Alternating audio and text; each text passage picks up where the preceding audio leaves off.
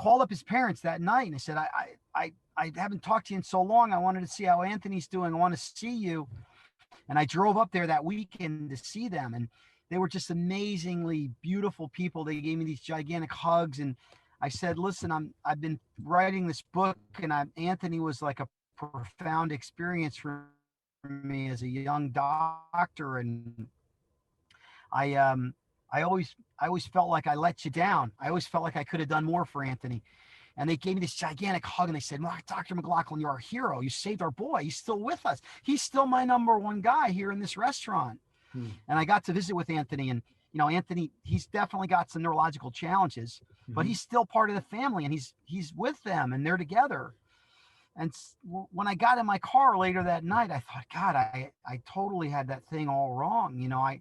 I was looking at it, this little microcosm, like I had not done enough. And they were looking at it as I had saved their boy and I kept their family intact. And it was a real eye-opening experience. And when I called my co-writer, Sean, I said, Sean, I got to tell you the end of the Anthony story. It's beautiful. I mean, he's still there. He's still alive. And Sean said, that's great. We're going to put it in the book right next to Jesus. And I said, Sean, that makes no sense. Why would we put Anthony and Jesus together? I mean, and it just that one's sad and one's a save. And he said, Mark, you don't get it, do you? And I said, no, I don't get it.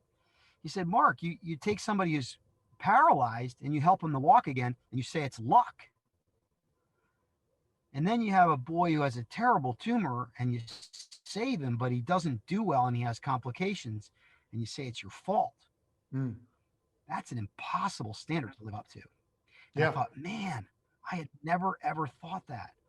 And isn't that what we all do? We hold ourselves to these impossible standards, and we tell ourselves a story about something, and it's just one story. It's just one perspective. But if you get other perspectives, you realize that, hey, maybe you did do your best. Maybe you did release your gift, and maybe you did everything you possibly could, and it's something you should be proud of.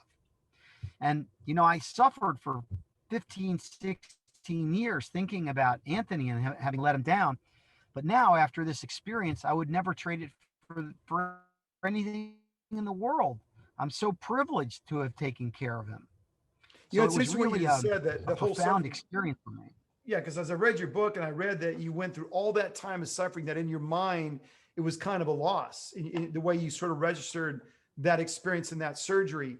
And yet full circle, you come back to the realization that it was maybe one of the greatest wins. But in that process, you described PTSD and depression and coping mechanisms. And again, I want to underscore for the audience that as a neurosurgeon, probably for any medical practitioner doing major surgery, these are things that happen between the ears in the mind's eye, and how you're trying to deal with, your job as a surgeon is to have a great outcome, protect the outcome, right? Ostensibly. And when you don't have the power to do that, it's all about how you look at it. And you went through 15, 16 years of a lot of pain at some levels, where you moved away from pediatrics into adult neurosurgery.